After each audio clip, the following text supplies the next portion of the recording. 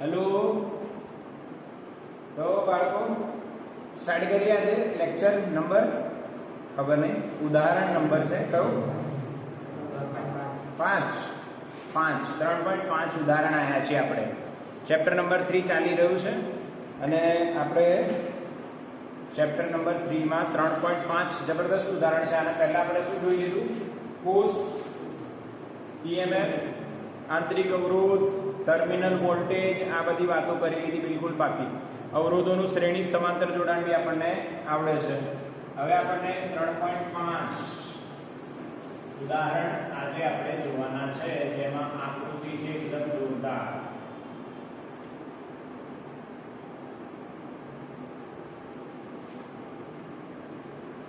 હું આ આકૃતિમાં જ જવાબ લાવી દીધો, પરંતુ પહેલા ચોપડી પ્રમાણે તમને સમજાવીશ.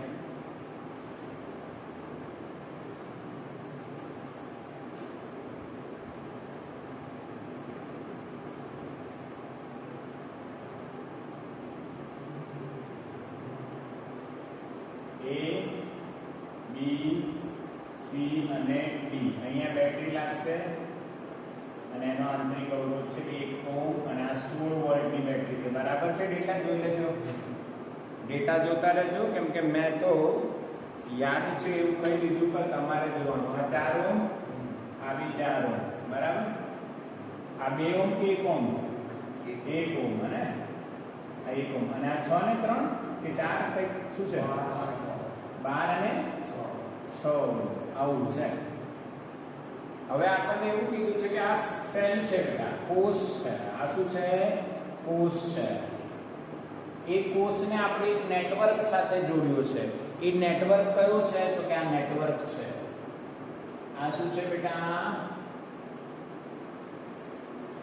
નેટવર્ક. ક્લિયર? આ નેટવર્ક સાથે આ કોષને જોડાણ કરેલું છે. ક્લિયર દેખાય છે ને બેટા? બહાર વરસાદ જેવું વાતાવરણ થઈ ગયું છે. હા, હવે ક્લિયર છે. યસ, આ નેટવર્ક છે, ઉપર નીચે કોષ છે. અચ્છા, હવે આપણને પ્રશ્ન પૂછ્યો છે પહેલો કે ભાઈ નેટવર્કનું કુલ અવરોધ કેટલો? જે ઉપર નેટવર્ક છે એનો કુલ અવરોધ કેટલો? એવું કીધું નહીં કે ઉપર નેટવર્ક છે નીચે આવું છે, આવું કંઈ ડિઝાઇન કરેલું નથી. બટ મેં તમને આ બતાવી દીધું. નેટવર્ક એટલે કોને કહેવાય? ઉપરનો જે ભાગ છે એ નેટવર્ક છે અને આ ભાગ છે એ કોષ છે. આપણે શું શોધવાનું છે? નેટવર્કનો કુલ અવરોધ. તો ધ્યાન આપજો, એક એક સ્ટેપ અને પછી એક બી સ્ટેપ વગર દાખલો સોલ્વ કરીશું. અત્યારે એક એક સ્ટેપ જોઈશું અને એના પછી શોર્ટકટમાં નીટ અને JEE માં તમે આવા જ ખતરનાક પ્રશ્નને વિધાઉટ કેલ્ક્યુલેશન, કોઈ બી સ્ટેપ લખ્યા વગર, થોડી કેલ્ક્યુલેશન તો આવશે, સ્ટેપ લખ્યા વગર સોલ્વ કરશો. પણ પહેલા સ્ટેપ સાથે સોલ્વ કરીશું. જો આ 4 અને 4 ઓહ્મના બે અવરોધો શેમાં છે? શ્રેણીમાં કે સમાંતરમાં? હા, સમાંતરમાં હોવાથી તેમનું સમતુલ્ય અવરોધક કહેવાય કે અવરોધ? અવરોધ, રેઝિસ્ટન્સ. જે લખાય રેઝિસ્ટન્સ, અંદર અવરોધ લખ્યું છે કે અવરોધક લખ્યું છે? અવરોધક છે. અવરોધ ક છે? અવરોધ છે. અવરોધ છે. Very good. અવરોધ કેટલું થાય? 4 4 માં સમાંતરમાં છે તો ભાઈ 4 ગુણ્યા 4 છેદમાં 4 વત્તા 4. 4 ગુણ્યા 4 કેટલા થાય? 4 ચોક 8, 6 તારીખ 9, 4 ચોક 16 નહીં 8. 4 ચોક 16 ભાગ્યા 8. જવાબ આવશે 2 ઓહ્મ. આ તો એમને બી આવી જતું. સરખા હોય સમાંતરમાં તો શું થાય? R/n થાય. શું થાય? R/n થાય. R/n એટલે 4/2. જવાબ આવશે 2. હવે જો 12 અને 6 સમાંતરમાં છે પાછા.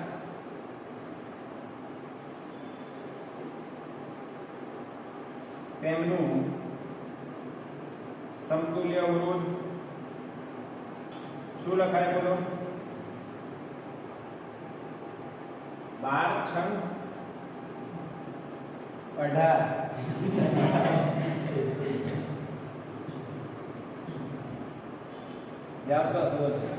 4 બરાબર ને? ખોટું નહીં લગાડવાનું પણ આ તો મસ્ત સેટ થયું છે. ગુણાકાર એટલે સરવાળો. ઓકે 12 6 72 12 ને 6 18 72 છેદમાં 18 18 ચોક 72. બોલો ક્લિયર છે? હા કે ના? ક્લિયર. હવે આનો જવાબ આવ્યો 4, આનો જવાબ આવ્યો 2 અને આ 1. આપણે શું લખી શકીએ છીએ અહીંયા? આનો જવાબ કેટલો આવ્યો? 2 ઓહ્મ 1 ઓહ્મ અને આનો જવાબ કેટલો આવ્યો? 4 ઓહ્મ. શ્રેણી કે સમાંતર બોલો? આ અને આ શ્રેણી. શ્રેણીમાં હોવાથી નેટવર્કનું પરિણામી અવરોધ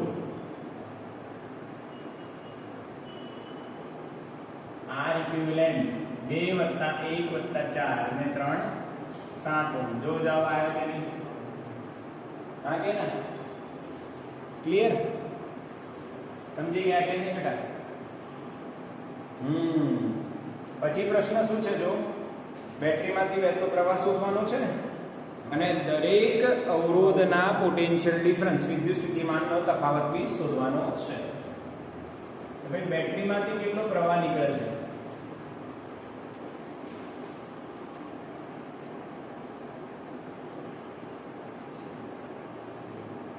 કેટલો? I. ઓહમનો નિયમ આવડે? પ્રવાહ શોધવો હોય તો શું લખાવશું?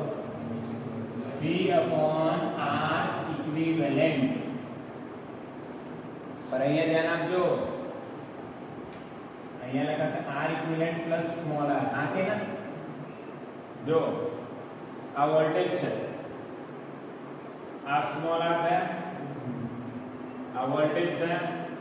તો બેટરીના વોલ્ટેજ 16, આનો અવરોધ 7 અને આનો અવરોધ બી તો ગણવાનો ને.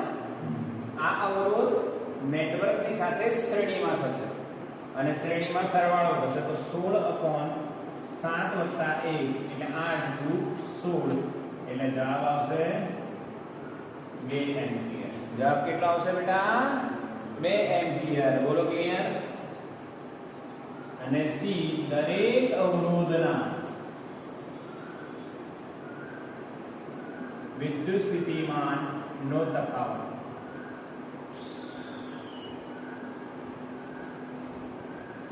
એવી શોધવાનું છે. દરેક અવરોધની બે છેડા વચ્ચેનો પીડી પોટેન્શિયલ ડિફરન્સ બી આપણે શોધવાનો છે. કઈ રીતના શોધાશે? જો અહીંયાથી 2 એમ્પિયર નીકળે છે પ્રવાહ બેટરીમાંથી. એ 2 એમ્પિયર અહીંયા આવશે તો અહીંયા એનું વિભાજન થશે. હા કે ના? સમાંતર હોય તો પ્રવાહ શું થાય? ડિવાઈડ થાય. 4 અને 4 માં આપણો જે પ્રવાહ છે એ ડિવાઈડ થશે. પણ 4 અને 4 સરખા છે કે જુદા જુદા છે? સરખા છે. એટલે ડિવાઈડ બી કેવું થશે? સરખું થશે. હા કે ના? યસ, બિલકુલ ક્લિયર. અથવા એનસીઆરટી જે કહે છે એવું કરીએ, આમાંથી માની લો પ્રવાહ ગયો I1 અને આમાંથી ગયો I2. આ બંને સમાંતરમાં હોવાથી 4 ઓહ્મના 2 અવરોધો સમાંતરમાં હોવાથી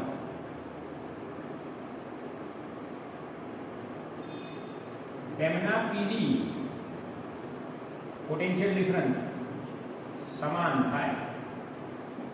એ તો ખબર છે ને, સમાંતરમાં પીડી સરખા હોય. નાનો પીડી નાનો પીડી સરખો તો શું લખાય? I1 × 4 બરાબર I2 × 4.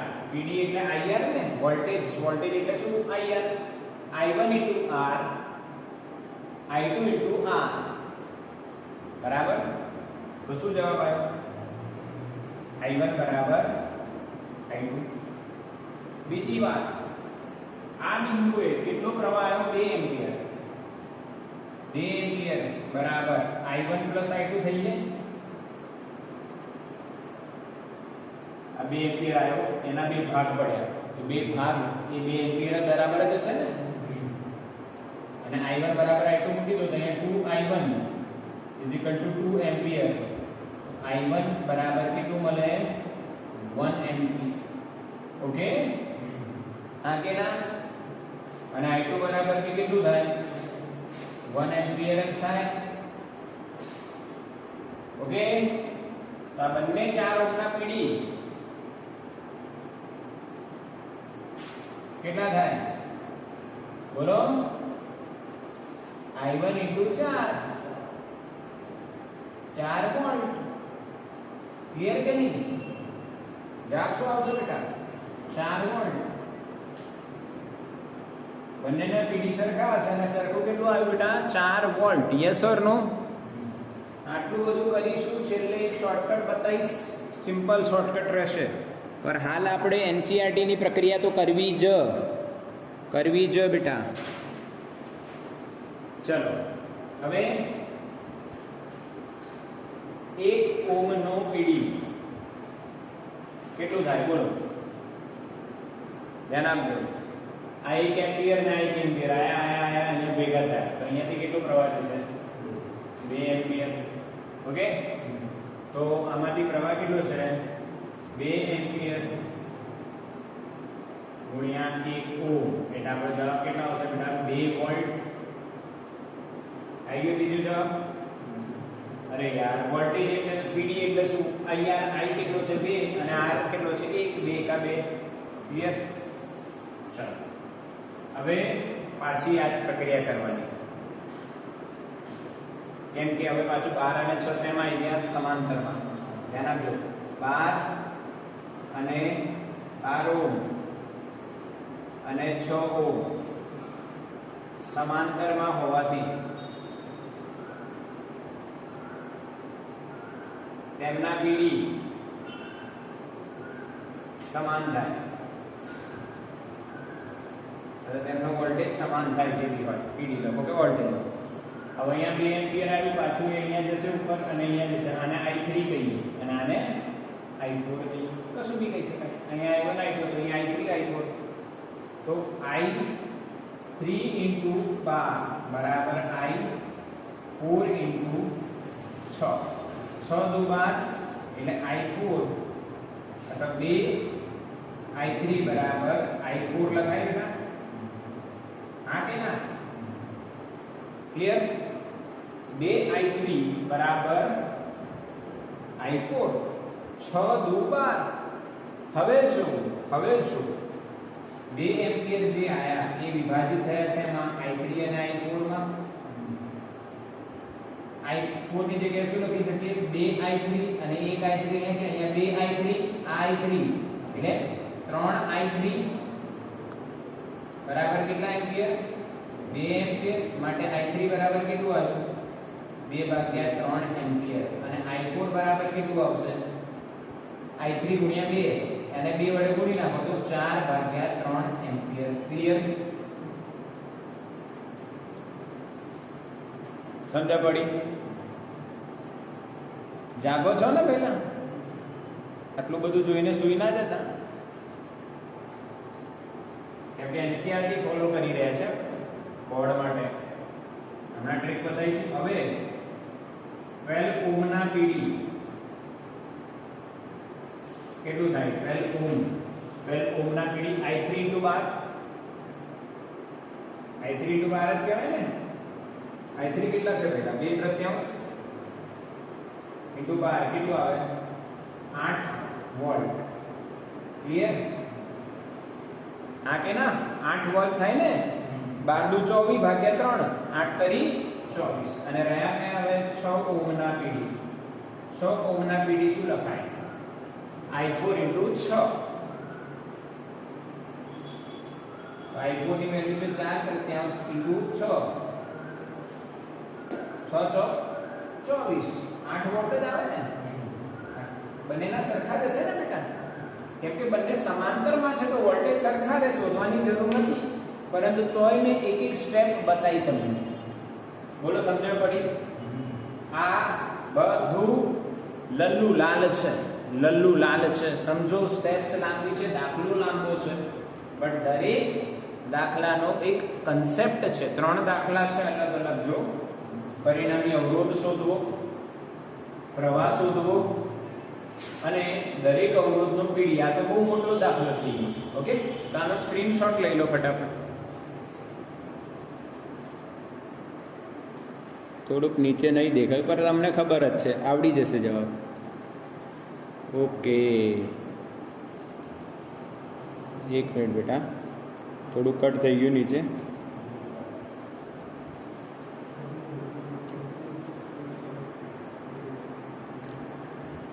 ચલો હવે થોડું ક્લિયર દેખાય છે ને, લગભગ બધું કવર થાય છે. તો આનું સ્ક્રીનશોટ લઈ લો બેટા બરાબર રીતના.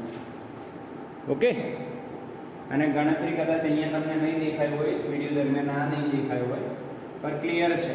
ઓકે, સ્ક્રીનશોટ લઈ લીધો?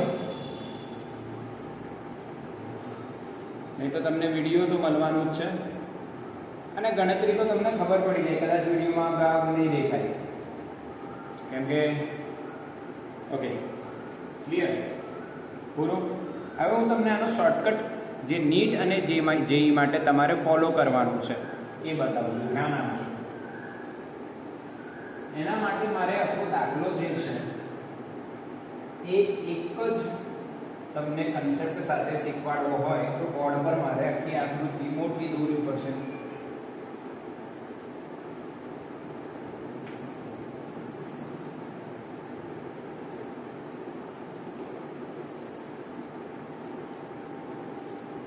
ચલો જો સમજીએ.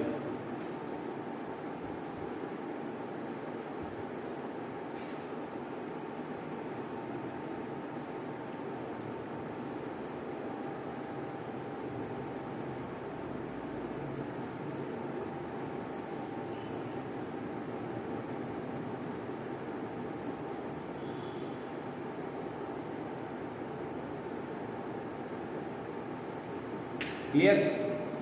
આવી આકૃતિ છે. અહીંયા આપણને આપ્યું છે 4 ઓહ્મ, આ 4 ઓહ્મ, આ 1 ઓહ્મ, આ 12 ઓહ્મ અને આ 6 ઓહ્મ. આ A, આ B, C અને આ D. ચલો હવે પહેલો ક્વેશ્ચન શું છે? નેટવર્કનો અવરોધ. કોનો અવરોધ શોધવાનો છે? નેટવર્કનો અવરોધ. તો બેટા આ 4 અને 4 સમાંતરમાં છે, કેટલું જવાબ આવશે? 2 ઓહ્મ. આ 12 અને 6 સમાંતરમાં છે, કેટલું? અચ્છા કઈ રીતના આવે તો ખબર છે ને? 4 ભાગ્યા અચૂક થઈ ગયા સાહેબ, તો ગોખેલું છે. કે ઘણીવાર બાળકોને પૂછતા તમને રકમ કેમ નહીં ગોખાઈ જાય છે? મને જ નહીં ખબર કેમ નહીં ગોખાઈ જાય. નહીં, ધ્યાન રાખીએ તો ગોખાઈ જાય. અમુક વસ્તુ જોજો તમે ધ્યાનથી, તમે યાદ હોય તમને તો ગોખાઈ જાય, ઓટોમેટિક યાદ હોય છે. યાર આને ક્યાંક જોયેલો છે આગે ને, એટલે અમુક વસ્તુ તમે ધ્યાનથી કરશો, ધ્યાનથી મેં તમને ધ્યાન કરતા જ બહુ લોકડાઉન પહેલાં કીધું હતું.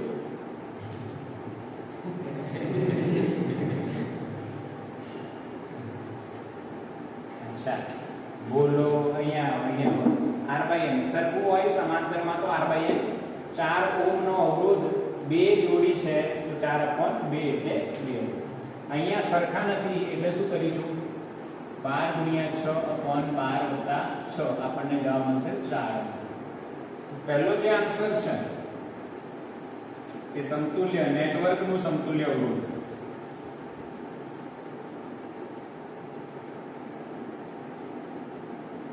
શું લખશો બેટા? 2 1 3 3 ને 4 7. આ કે ના બેટા? આવી direct yes or no? Clear છે ને? હા 3.5 ઉદાહરણ ક્લિયર છે? યસ થોડુંક ઓકે યસ બિલકુલ ક્લિયર. ચલો પાર્ટ બી માં શું પૂછ્યું છે આપણને? પ્રવાહ.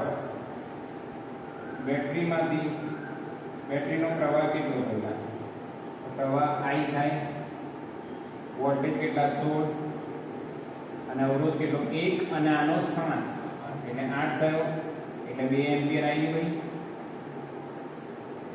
અને ત્રીજો પ્રશ્ન છે, આ તો બેટરીનો આંતરિક અવરોધ છે એને નહીં ગણવાનું, નેટવર્કના દરેક અવરોધનું પીડી.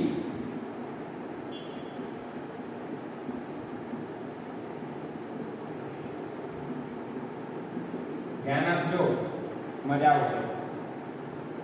આ બેટરીમાંથી કેટલા એમ્પિયર નીકળ્યા? 2 એમ્પિયર. એ અહીંયા આયા, કેટલા આયા? 2 એમ્પિયર. અહીંયા રસ્તો સરખો અવરોધ વાળો છે તો એટલે આપણે કેટલા એમ્પિયર લેશે બેટા? 1 એમ્પિયર ઉપર અને 1 એમ્પિયર નીચે. બે મિત્રો હોય, બરાબર? એકનું નામ છે જગ્ગુ, બીજાનું નામ છે ઠગ્ગુ. બંનેની બોડી સરખી, બંને જોડે નાસ્તો છે 1 કિલો મમરા, સેવ મમરા. બંને કેટલા ખાશે બોલો? 500. હા કે ના? ભણાય છે ને ભાઈ?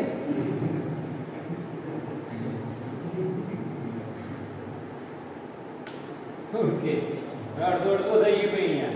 હવે અડધો અડધું એક અહીંયા આવ્યું, પાછું ભેગું થયું એટલે અહીંયા કેટલું થઈ ગયું? 2 એમ્પિયર. અહીંયા કેટલું આવશે? 2 એમ્પિયર. અહીંયા કેટલું જશે? ઈ પ્રશ્ન થશે. ઈ પ્રશ્નને મારો ગોળી અહીંયા આવો એટલે અહીંયા ક્લિયર કરો. અહીંયા ક્લિયર કરો. 4 અને 4 ગુણ્યા 1 તો 4 ઓહમના જે અવરોધ છે એનો પીડી આવશે 4 ગુણ્યા 1 એટલે 4 વોલ્ટ. ક્લિયર?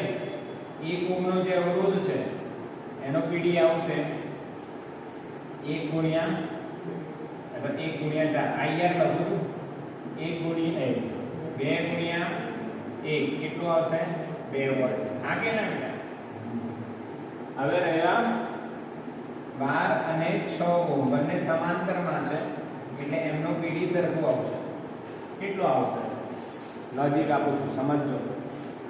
16 કેટલા? 16. 16 માંથી આ કેટલા થઈ જશે? IR I કેટલા આવે? 2 એમ્પિયર. પહેલા કરંટનો આ લોજિક સમજો. જેટલો કરંટ જશે એટલો જ પાછો આવશે, જેટલો જશે એટલો જ પાછો. 2 એકા કેટલા વોલ્ટ? 2 વોલ્ટ આ થઈ ગયું. આના વોલ્ટ કેટલા આયા? 4. આ 4 વોલ્ટ થઈ ગયું. આના કેટલા આયા? 2 વોલ્ટ. આ 2 થઈ ગયું તો 2 ને 4 6 ને 2 8. ટોટલ હતા 16. 16 માંથી કેટલા ખવાઈ ગયા? 8. તો બચ્યા કેટલા? શું સોલ્વ કરવું પડે? આપણે શોધવું પડે નહીં. એલું I1 I2 I3 I4 ની માથાકૂટ કરી. મેં તમને કીધું તો મારી જોડે એવી ટ્રીક છે કે આખો NCERT નો જે આટલું મોટું એક્ઝામ્પલ છે એ વિથ કન્સેપ્ટ આપણે બિલકુલ સિમ્પલી સોલ્વ કરી દઈશું અને એક તમને દેખાય છે અહીંયા. હા કે ના? ડન? બિલકુલ ક્લિયર? સ્ક્રીનશોટ લઈ લો તારા. ચલો ક્લિયર? ઓકે, હવે આપણે 3.5 ઉદાહરણ પછી શું આવી ગયા એ ચેક કરો. 3.5 ઉદાહરણ પછી આપણે શું આવી ગયા ચેક કરો.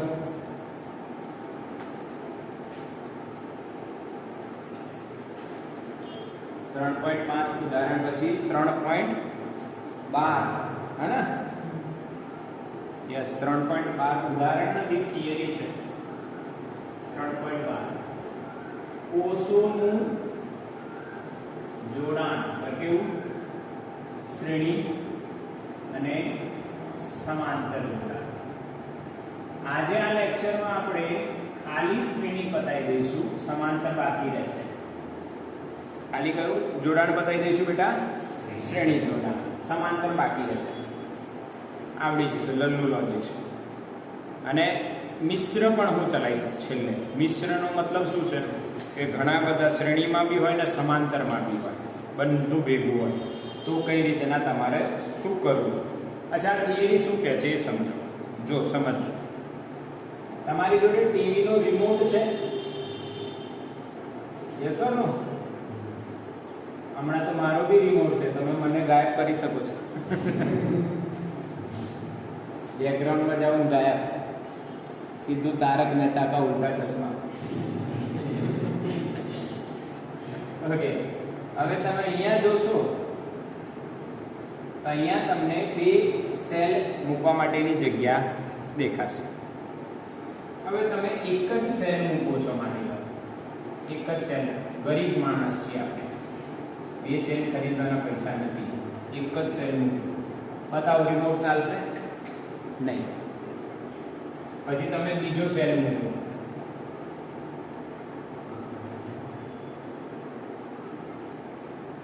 તો રિમોટ ચાલશે. એવું થયું કે નહીં?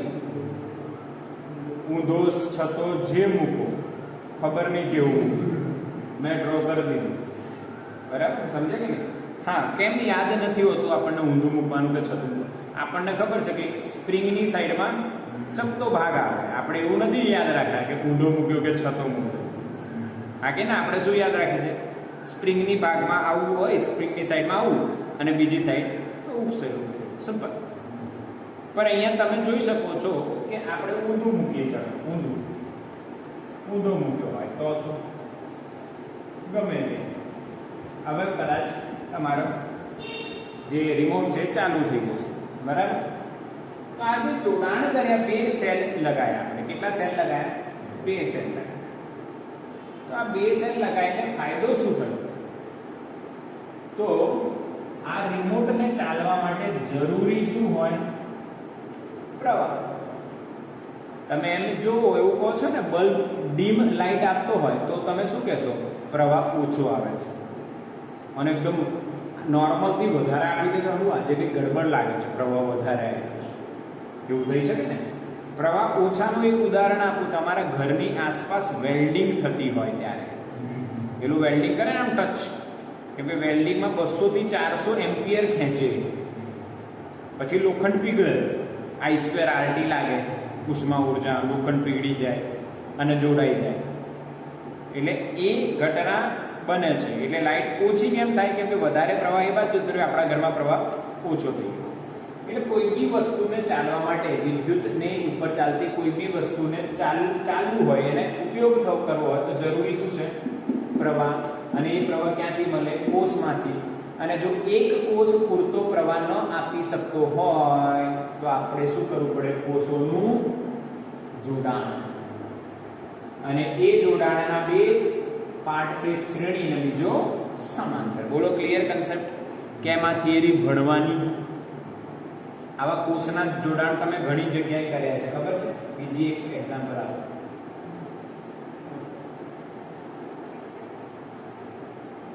લેઝર લાઇટ ખબર છે ને? જે નાખો છો, બટન સેલ કહેવાય. કયા સેલ કહેવાય? Button cell. નાખો છો ને, એક નાખો કે ત્રણ હોય છે બટન સેલ.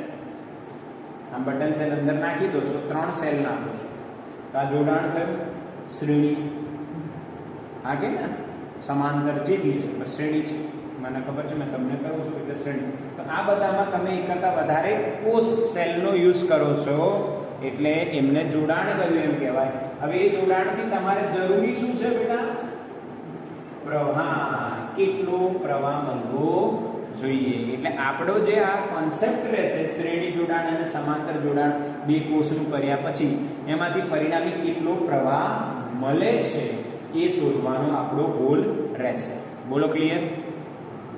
હા કે ના? ક્લિયર કે નહીં? આપણો ગોલ શું રહેશે? કોષોનું જોડાણ કર્યા પછી એ સંયોજન કેટલો પ્રવાહ આપે છે એ આપણો ગોલ રહેશે. ઓકે, તો ચલો સ્ટાર્ટ કરીએ, સમજીએ અને કઈ રીતના આપણે આને આગળ વધારીએ. ધ્યાનથી સમજીએ બેટા. જો આપણે બે કોષ લઈએ, આ બે કોષ લીધા, અહીંયા A, અહીંયા B અને અહીંયા C. આ ε1 EMF છે એનું, અને R1 એનો આંતરિક અવરોધ છે. આનો ε2 EMF અને R2 આંતરિક અવરોધ. તમે કોષને આ રીતે ના દર્શાવી શકો છો, ધ્યાન આપજો. આ એપ્સિલોન અને એનો આંતરિક અવરોધ R, અથવા તમે આ રીતના પણ એને દર્શાવી શકો છો.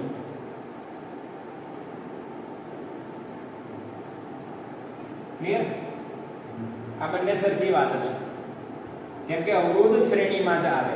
આંતરિક અવરોધ ક્યાં આવે? શ્રેણીમાં આવે. ઓકે, કેમ કે એમાંથી પ્રવાહ નીકળશે અને પછી એને અવરોધ નડશે. યસ ઓર નો? એટલે આંતરિક અવરોધ હંમેશા છે ક્યાં ગણવો? શ્રેણીમાં. ક્લિયર? એટલે આંતરિક અવરોધ છે બંને. હવે તમે આમ જોડાણ કર્યું છે, બરાબર? ક્લિયર? તો આમાંથી શ્રેણી જોડાણ છે એટલે પ્રવાહ કેટલો પસાર થશે? માની લો I આમ લીધું. ક્લિયર કે નહીં? આ કે ના એનસીઈઆરટી માં જો આવત છે ને, હા કે ના? એને ઊંધું લીધું છે, બરાબર છે ને? જોઈ લેજો, આમ જ છે ને? ઓકે, એ કેમનું લેવાનું એ પણ હું બતાવીશ હમણાં. આ સમજો, આમ છે. હવે આ જે કામ કરે છે એની પરિણામે જે બંને, હવે તમે રિમોટની અંદર ખોલીને જુઓ તો તમને બે કોષ દેખાય, પણ એને બંધ રાખીને વિચારો તો એમાં એક સેલ છે, એવું કહેવાય ને, એક જ કહેવાય ને પરિણામી. તો બે રીતના પરિણામી એપ્સિલોન ઇક્વિવેલન્ટ અને એનો આંતરિક અવરોધ પરિણામી આર ઇક્વિવેલન્ટ હશે, અને પ્રવાહ કેટલો રહેશે? I જ રહેશે. ક્લિયર? આને આ રીતના દર્શાવી શકાય ને? આ તો કોના જેવું લોજિક થયું? જો એક અવરોધ R1 હોય, યાદ કરો, બીજો અવરોધ R2 હોય, તો એનો પરિણામી શું લખી શકાય? R equivalent. આ તો એ જ વાત થઈ બેટા. યસ ઓર નો? હવે આપણે 1, 2 અને 3 વસ્તુ શોધવાની છે. પ્રવાહ કેટલો મળશે એ પણ શોધીશું, એપ્સિલોન ઇક્વિવેલન્ટ કેટલું થયું એ પણ શોધીશું, અને આર ઇક્વિવેલન્ટ કેટલું થયું એ પણ શોધીશું. તો આકૃતિ 1 પરથી આ 1 નંબર આકૃતિ A અને C નું વિદ્યુત સ્થિતિમાનનો તફાવત કેટલો થાય? A અને B વત્તા B અને C. હા કે ના? A અને C નું સ્થિતિમાન એટલે શું? AB વત્તા BC. This is simple logic. Voltage total કેટલું? AB વત્તા BC. હવે AB નો વોલ્ટેજ કેટલો? ધ્યાન આપજો. AB એટલે આ કોષનો ટર્મિનલ વોલ્ટેજ. હા કે ના? Yes or no? AB એટલે જો પ્રવાહ વહે છે તો કયો વોલ્ટેજ આવે? કોષના બે છેડાના વોલ્ટેજને શું કહેવાય? Terminal voltage. સમજો. અને એને લખીશું આપણે epsilon 1 minus IR1. Yes or no? જોયેલું છે ને ટર્મિનલ વોલ્ટેજનું સૂત્ર? એપ્સિલોન માઈનસ IR પ્લસ આના માટે કેટલું લખાશે? Epsilon 2 minus IR2. આ VAC ઇક્વેશન નંબર 1. અથવા તમે આને સોલ્વ કરી શકો છો બેટા. સોલ્વ કરીને તમે આને શું લખી શકો છો? VAC ઇઝ ઇક્વલ્સ ટુ શું લખાય? Epsilon 1 plus epsilon 2 minus I common R1 plus R2. Minus I બંનેમાંથી બહાર નીકળી ગયું, R1 પ્લસ R2 કોમન રહેશે.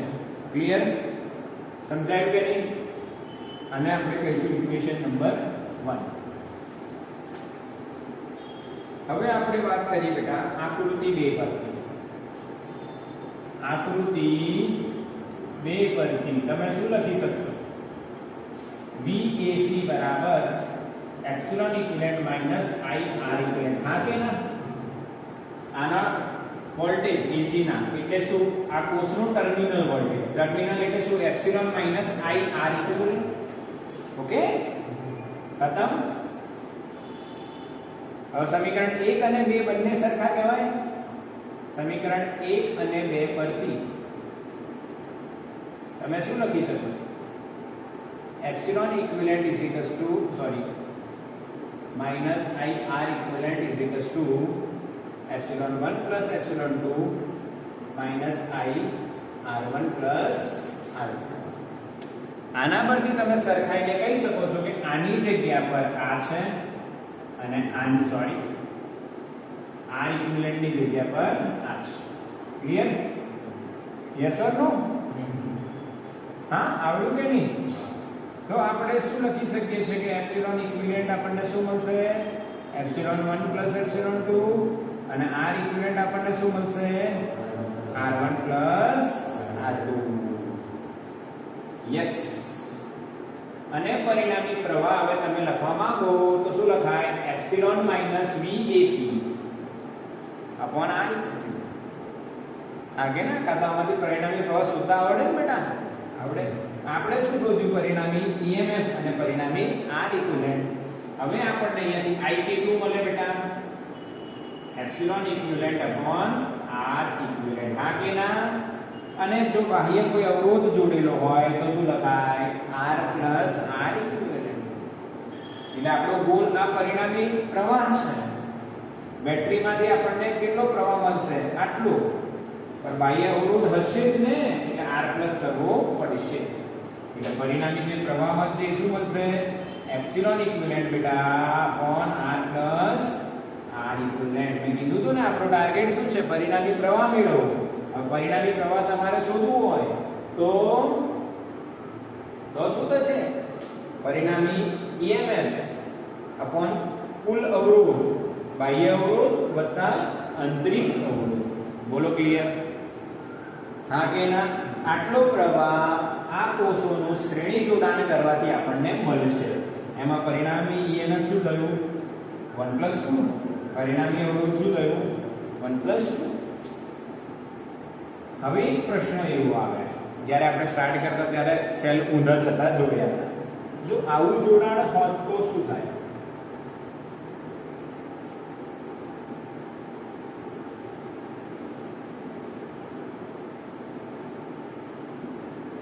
તો શું થાય? ધ્યાન આપજો. તો VAB તો આ જ લખાય, પણ VBC માં કોષના છેડા ઊંધા થઈ ગયા છે, સેલના છેડા ઊંધા થઈ ગયા છે. તો અહીંયા ખાલી માઈનસ આવી જશે. આ ખાલી શું આવી જતું? માઈનસ. સિમ્પલ. તો આવા કિસ્સામાં અને એક બીજી વસ્તુ કહું, એપ્સિલોન 1 એ એપ્સિલોન 2 કરતા મોટા લઈએ છે, આ મોટા છે, તો એપ્સિલોન ઇક્વિવેલન્ટ શું આવશે? Epsilon 1 minus epsilon 2. અને આર ઇક્વિવેલન્ટમાં ફરક ના પડે, અવરોધમાં પ્લસ ઓર માઈનસ નો કોઈ ફરક પડવાનો નથી. બોલો ક્લિયર? હા કે ના? સમજ પડી કે નહીં? કે બાઉન્સ જાય છે? સમજ પડી ને? યસ. એપ્સિલોન 1 મોટા છે એટલે એપ્સિલોન 1 માઈનસ એપ્સિલોન 2. અચ્છા, પ્રવાહની દિશા કઈ? મોટી બેટરીના કારણે એટલે આ બાજુ માઈનસ થી પ્લસ. કોષમાં પ્રવાહ ક્યાં બાજુથી ક્યાં બાજુ જાય? માઈનસ થી પ્લસ. એટલે મોટો કોષ કયો? એપ્સિલોન 1. એટલે પ્રવાહની દિશા કઈ થઈ? માઈનસ થી પ્લસ આ દિશા. એટલે લખાય એપ્સિલોન 1 માઈનસ એપ્સિલોન 2. ક્લિયર છે? હા કે ના? ચાલો એકવાર સ્ક્રીનશોટ લઈ લો, પછી હું બતાવું તમને. આગળ હજુ થોડીક વાત કરીશું. સ્ક્રીનશોટ લો બેટા. ચલો, ક્લિયર ને? હવે એક પ્રશ્ન એવો થાય કે આ જોડાણ અને આ જોડાણ કઈ રીતના બધું સમજવું. હવે ફરી એકવાર રિવિઝન કરાવું છું, ધ્યાન આપજો. આ તો ક્લિયર ને કન્સેપ્ટ? પણ આની શોર્ટ ટ્રીક બતાવું છું. શોર્ટ ટ્રીક બતાવું છું. જો શોર્ટ ટ્રીક સમજજો. ડાયરેક્ટલી તમને બતાવી દઉં છું, મસ્ત લોજિક આપું છું. બધા કેસ ડિસ્કસ કરી લઈશું. એકદમ સિમ્પલ કેસ છે, ઈઝી કેસ છે, કશું વિચારવા જેવું વધારે નથી. બે જોડાણ પોસિબલ છે. આને આપણે કહીશું સહાયક જોડાણ.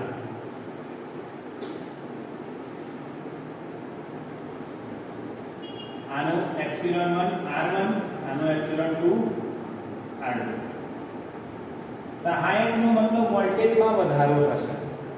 એટલે અહીંયા તમે જો એપ્સિલોન ઇક્વિવેલન્ટ લખશો બેટા તો શું લખાશે? Epsilon 1 plus epsilon 2. Are equivalent તો એ જ રહેશે, r1 પ્લસ r2. ક્લિયર?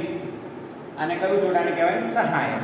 એટલે માની લો તમારી જોડે એક 10 વોલ્ટ છે, બીજો 2 વોલ્ટ છે, અને તમારે 12 વોલ્ટ જોઈએ, તો બંનેને કઈ રીતના જોડશો? સહાયક.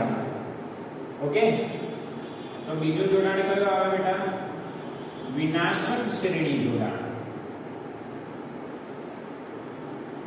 એટલે એક એપ્સિલોન 1 r1, બીજું ઊંધું એપ્સિલોન 2 r2. તો અહીંયા એપ્સિલોન ઇક્વિવેલન્ટ શું લખાશે બેટા? એપ્સિલોન 1 માઈનસ એપ્સિલોન 2 કૌંસમાં એપ્સિલોન 1 એ મોટા છે એટલે આવું થાય. જો એપ્સિલોન 2 મોટા હોત તો એપ્સિલોન 2 માઈનસ એપ્સિલોન 1. ઓકે, અને આ ઇક્વિવેલન્ટ શું થશે? એ તો એના એ છે, અવરોધનો તો સરવાળો થાય r1 r2. પ્રવાહની દિશા કઈ તરફ હશે? મોટી બેટરીને કારણે પ્રવાહ વધશે, તો મોટી બેટરી આ રહી માઈનસ થી પ્લસ એટલે આ તરફ પ્રવાહ જશે. આનું નહીં જોવાનું, આમાંથી આમ જ જશે, માઈનસ થી પ્લસ આને જોવાનું થાય. મોટી બેટરીના કારણે પ્રવાહ મળશે, હા કે ના? તો કઈ બાજુ મળશે? અચ્છા, વોલ્ટેજ ઘટ્યા ને. જેમ કે આપણી જોડે માની લો બે બેટરી છે, એક 10 વોલ્ટની છે અને બીજી છે 2 વોલ્ટની, પર આપણે 8 વોલ્ટ જોઈએ. તો 8 વોલ્ટ માટે તમારે શું કરવું પડશે? 10 માઈનસ 2 એટલે 8 વોલ્ટ. એટલે એપ્સિલોન 1 મોટી બેટરીને આ રીતના જોડી હોય તો નાની બેટરી ઊંધી જોડવાની. ક્લિયર? યાદ રહી ગયું? હા કે ના? યસ ઓર નો?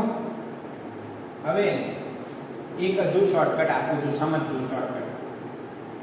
આ મોટી બેટરી છે કે નાની બેટરી છે, સહાયક છે, વિનાશક, એની ટ્રીક બતાવું છું. આ પોઝિટિવ, આ નેગેટિવ, આ પોઝિટિવ, આ નેગેટિવ. એટલે આવું જોડાણ હોય, positive plus minus plus minus plus minus, આવું કન્ટિન્યુ થતું હોય તો કયું જોડાણ કહેવાય? સહાયક. Plus minus plus minus plus minus જતું હોય, અથવા minus plus minus plus minus plus એવું બી હોય ને. જો તમે અહીંથી સ્ટાર્ટ કરો તો minus plus minus plus minus plus, તો બી આ કેવું જોડાણ કહેવાય બેટા? સહાયક જોડાણ કહેવાય. ક્લિયર? અને હવે આનું ઊંધું જોવો. અહીંયા આ બાજુ ચાલો પ્લસ માઈનસ માઈનસ પ્લસ, ખબર પડી કે નહીં? આમાં કેવું હશે? પ્લસ માઈનસ માઈનસ પ્લસ, સમજ પડે કે નહીં? તો આને કયું કહેવાય? વિનાશક. અથવા ઊંધું હોય minus plus plus minus, sorry, હા, plus minus minus plus. Okay, plus minus minus plus, અથવા માઈનસ પહેલા હોય પ્લસ પછી પ્લસ માઈનસ. સમજી ગયા કે? આવું બી જોડાણ હશે. જેમ કે આવું હોય માઈનસ પ્લસ પ્લસ માઈનસ, તો આ કયું જોડાણ કહેવાય? સહાયક કે વિનાશક? વિનાશ. કેમ? માઈનસ ઊંધું દેખાય ને, દેખાય કે આમાં ઊંધું છે. માની લો 8 વોલ્ટ છે અને આ 2 વોલ્ટ છે. બતાવો પરિણામી વોલ્ટેજ કેટલો? 6. Yes, 8 minus 2 6 volt. પ્રવાહની દિશા બતાવો. આને A કહું છું, આને C કહું છું. A થી C કે C થી A? A થી C. મોટી બેટરી કઈ? 8 વોલ્ટ. મોટી બેટરી કઈ? 8 વોલ્ટ. અને બેટરીમાં પ્રવાહ કઈ બાજુ જાય? માઈનસ થી પ્લસ. ઓકે, ચલો આ બતાવો, સહાયક કે વિનાશક? બોલો. અને આ 5 વોલ્ટ અને આ 3 વોલ્ટ, બતાવો એપ્સિલોન ઇક્વિવેલન્ટ કેટલું? 8 વોલ્ટ. ઓકે, બંનેનો સરવાળો. બતાવો પ્રવાહની દિશા કઈ? A થી C કે C થી A? C થી A. બેટરી માંથી પ્રવાહ કઈ બાજુ જાય? માઈનસ થી પ્લસ માઈનસ થી પ્લસ. એટલે બંને સહાયકમાં છે એટલે બંનેમાં પ્રવાહ સરખી દિશામાં, એટલે માઈનસ થી પ્લસ આવ્યો છે. ડન ને? આવડ્યું? કોઈ ડાઉટ હે? નહીં ને? હા, આવા એક્ઝામ્પલ્સ આવી શકશે, આવશે શ્રેણી સમાંતરના. તો આ ક્લિયર કરજો. ઓકે, તો સ્ક્રીનશોટ લઈ લો આનો.